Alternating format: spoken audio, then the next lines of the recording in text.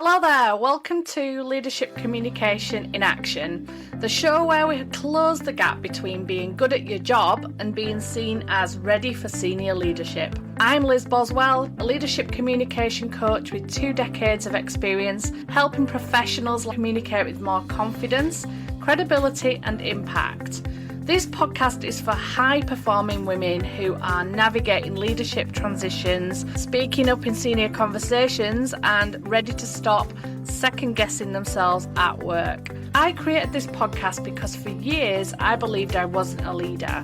I stayed quiet in rooms where I had just as much right to be heard, until I finally realised the problem wasn't my capability, it was how I was communicating and showing up under pressure. So if you're looking for practical strategies to help you speak up with confidence, lead with authority, and finally bridge the gap between potential and promotion, then you're in the right place, my friend.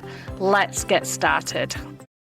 If you've ever thought, I don't want to blow my own trumpet, or I don't want to sound big-headed, then this episode is definitely for you. Through the work that I've been doing with thousands of British women over the last 17 years, one thing I know for sure is that they definitely don't lack confidence. I think that it's simply because many of us have been taught that talking about ourselves is something that nice girls do, isn't it?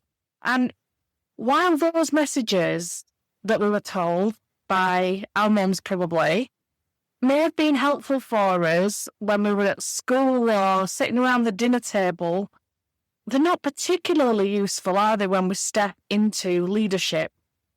So today I want to talk about why self-promotion feels so uncomfortable and why you're not alone in feeling that way.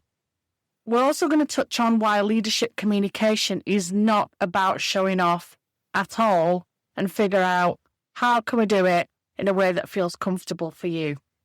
Today's conversation is really all about something that I see all the time, and if I'm honest, something that I'm still working through myself as well.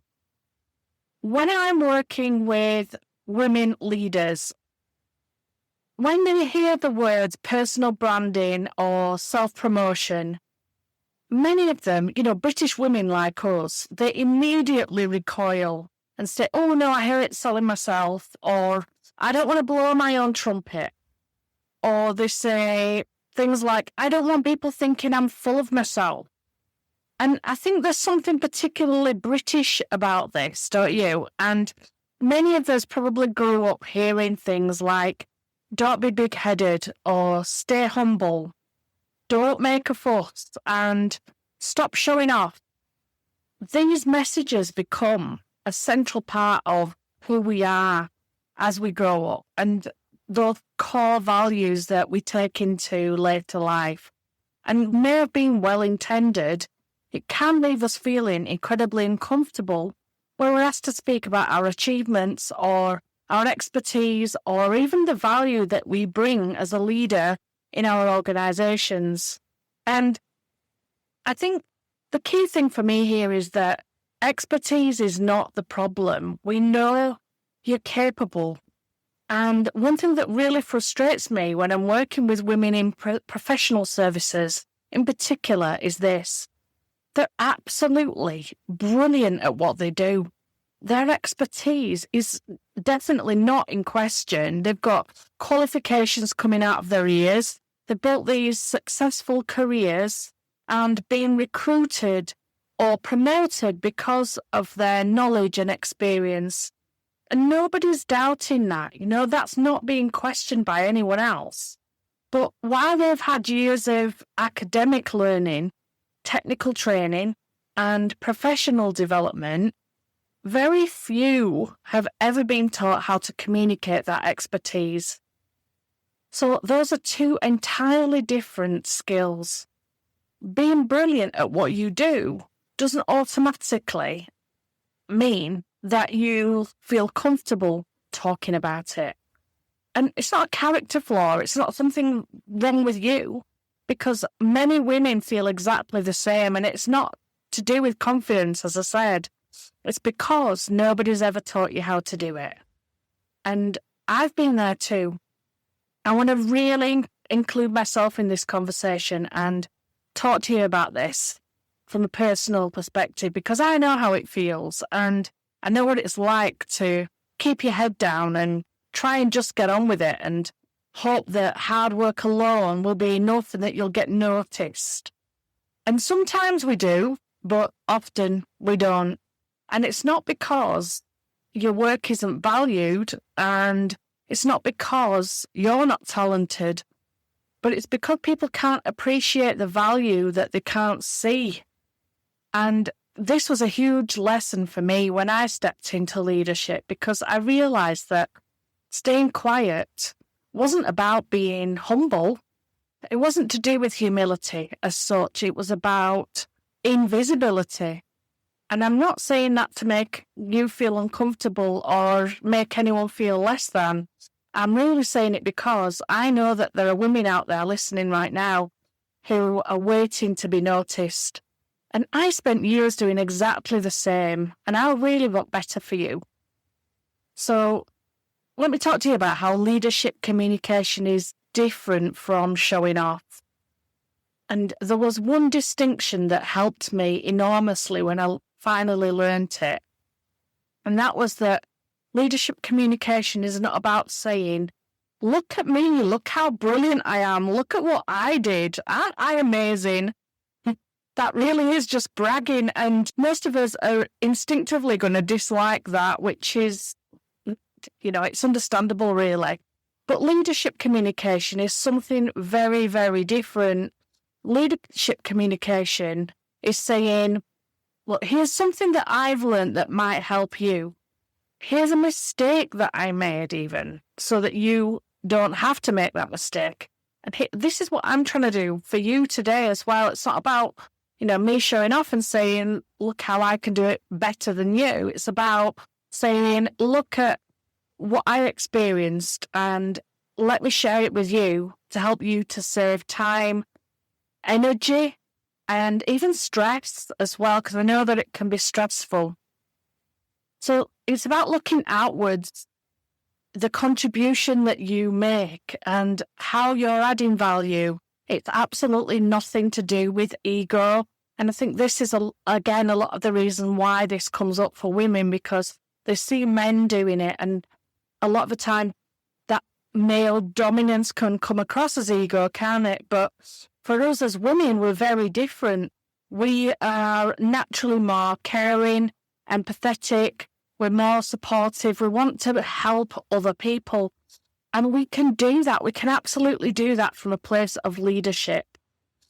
This really does matter. And what you are saying matters. And it matters that you speak up about how good you are and the lessons that you've learned and your expertise and your experience and where you're progressing. And the reason it matters is because people are watching you. Not in a weird way, not in a spooky way or anything. It's about being a leader in your business. It's about the people that are coming through your business, the graduates, the apprentices who are looking up to you and watching you. It's about your clients that are watching you from afar, and those posts that you put out there when you feel confident enough to do it, the clients that are seeing those.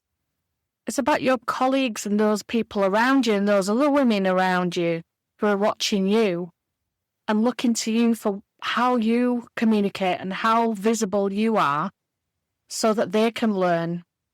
And if you're consistently staying quiet, playing down your achievements and avoiding talking about your experience because you're worried about sounding arrogant or showing off, then really you're denying other people access to what you know. And it's quite an uncomfortable truth, really, isn't it, thinking about that? But it's one thing that really changed my thinking. And once I changed how I thought, then I stopped.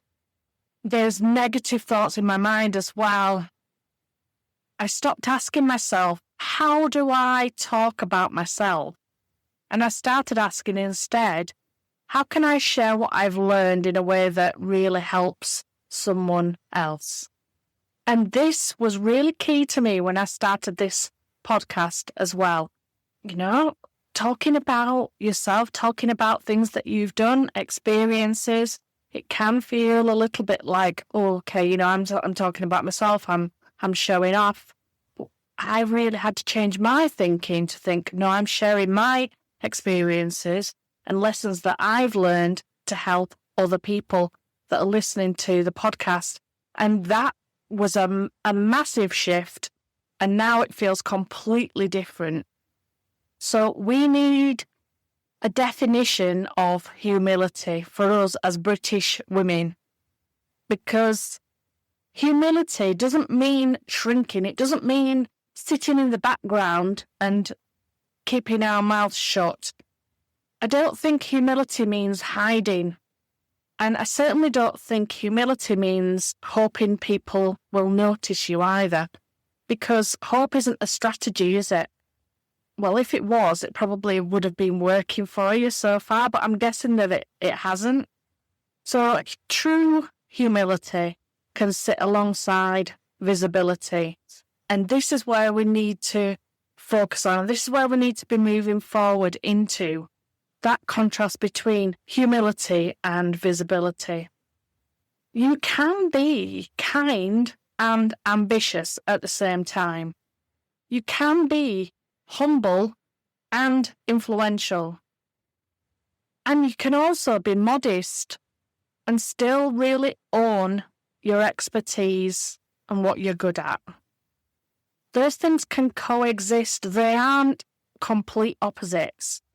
And I think many British women need permission almost to believe that, because somewhere along the way, we were taught that speaking up was showing off, and it just isn't. It's a complete lie. Not when it's done with generosity, not when it's done to help other people, and certainly not when it's done from a place of experience. It's leadership communication. So there's a small shift then to help you change your thinking. Perhaps the next time you're about to dismiss your success or avoid sharing something really valuable for other people, why don't you ask yourself this? Am I doing this to impress people? Or am I sharing to help people? Because those are two very different intentions. And when your intention is to help, to teach, and to share, that is not blowing your own trumpet. That's leadership. And perhaps that's something that we can all get on board with and feel a little bit more comfortable with. Because goodness knows the world needs more women speaking up, not fewer. And particularly British women. We need more British women leaders to be visible. And I say that as someone who is still learning myself as well. And we're all in this together, girls, So in closing, what I want to leave you with today is, if this conversation has resonated with you, if you're a British woman who is brilliant at what you do, but you're not getting the recognition you deserve because talking about yourself feels uncomfortable, then I'd love to have a conversation with you. You can book a free 30-minute discovery call on my website, which is boldmovescoach.co.uk/. This is simply an opportunity for us to explore what's been holding you back and what leadership communication could look like in a way that feels authentic to you. And if nothing else, then I really, really hope today's episode has helped you to see that you're not broken. You're certainly not lacking in confidence, and also you're not alone, my friend.